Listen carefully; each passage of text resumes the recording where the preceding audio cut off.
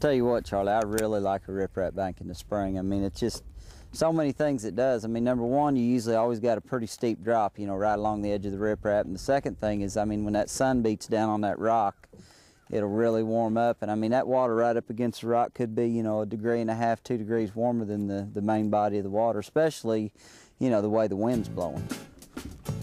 There's one. How good is that one? He still don't feel very good. Is that a good one?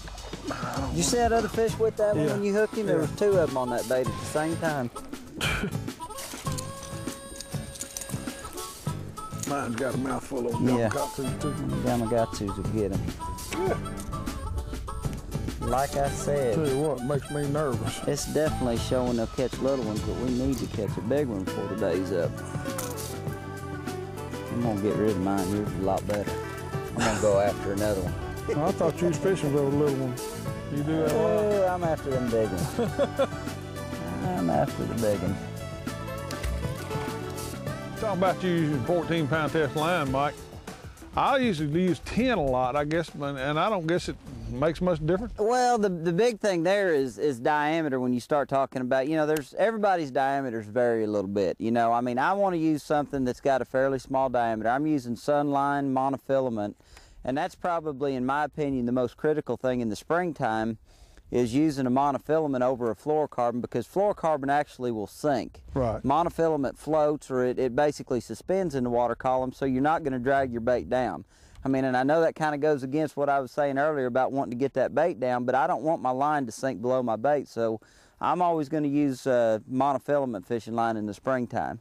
Now, when you start fishing this bait a lot faster, where you're keeping it moving all the time, then you can get away with fluorocarbon. But in the spring, I always want to use Sunline monofilament, and I'll use it anywhere from about 8-pound test all the way up to 14, depending on how deep I want to get my bait. The deeper I want to get my bait, the smaller line size I'm going to use. There's some more right there, I guarantee you. Yeah, we're going to swing back around.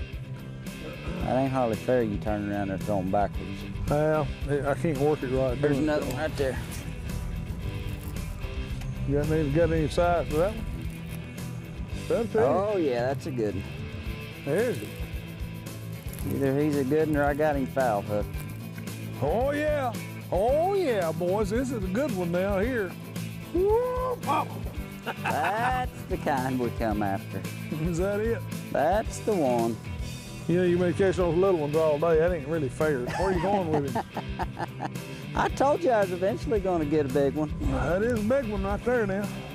I bet you'd like to have that in last week in Classic, wouldn't you? Had that in last week. I mean to tell you, look at that fish. Goodness. Face full of them Yamagotsus stuck in the side of her head. Charlie, she wasn't getting away, was she? Look at that. No, no way. Man. She didn't break your line. You're in good shape. No, and that's the whole thing. As long as you keep your line, you know, keep your drag loose on your reel. And that's another thing we really haven't talked about today is keeping that drag loose on your reel. I mean, when you get a big old fish like this on, you want to be able to let that fish go when it wants to go, and even, you know, pull a little line out and give it a little bit of line. Dang, that's a pretty fish. Well, sports fans, that winds up another class on Fishing University. I want to thank Mike McClellan, the elite bass master, for being here with us today. I want to thank SPRO for bringing us this great McStick jerkbait, and Donovan Lakes in Marion, Alabama, for having this great place to let us catch these big fish. We look forward to seeing you right here next week on Fishing University. That's an awesome fish, isn't it? Great, great, great. Yeah, we'll put him back in there. Somebody else will catch that one.